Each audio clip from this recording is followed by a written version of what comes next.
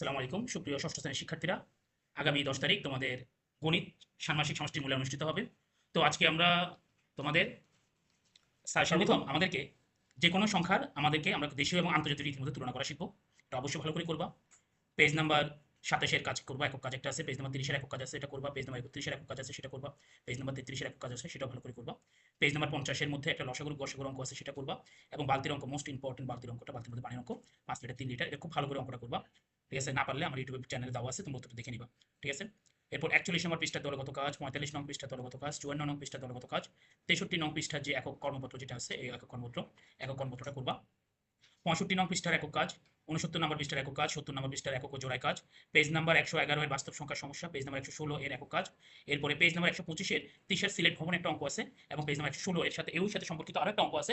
এই অঙ্কগুলো তোমরা করবে। আশা করি ইনশাআল্লাহ তোমাদের সবগুলো কমন করবে। তো ভালো থাকবে। আল্লাহ হাফেজ। আসসালামু আলাইকুম।